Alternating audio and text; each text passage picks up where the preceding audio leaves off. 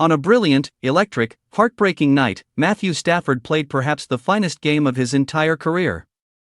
374 yards. 3 touchdowns.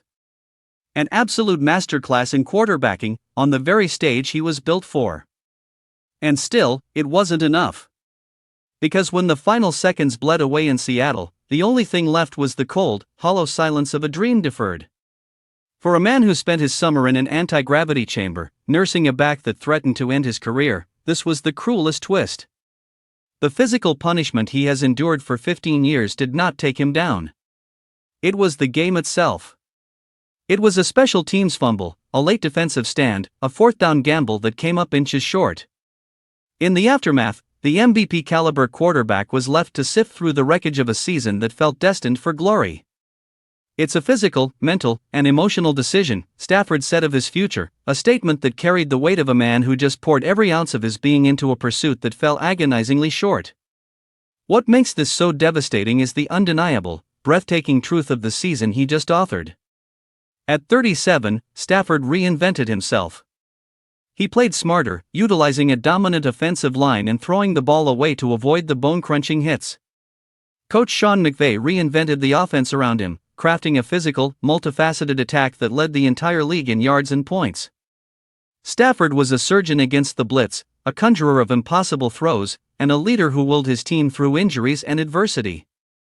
He was, by any objective measure, the most valuable player in football. His star receiver, Davante, fighting back tears, called him one of the best quarterbacks to ever play this game. And yet, the resume remains a paradox of staggering individual brilliance and collective frustration. He is 6th all-time in passing yards, 7th in touchdowns, a lock for the Hall of Fame. But his legacy is also etched with moments like this, playing a near-perfect game in a conference championship and walking off a loser. It is the story of his career, a story of carrying franchises only to see them come up just short. So where do the Rams go from here? Head coach Sean McVay, visibly gutted, said the words that define life in the NFL: you start all over. The special teams unit must be rebuilt from the ground up. The secondary needs reinforcements. The grind is eternal.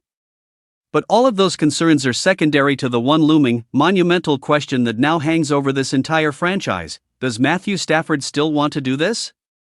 Does he have the will to climb this mountain again, to put his battered body through another year, knowing how fragile and fleeting a championship opportunity truly is? The Rams have a championship-caliber core. They have a brilliant coach. They have momentum.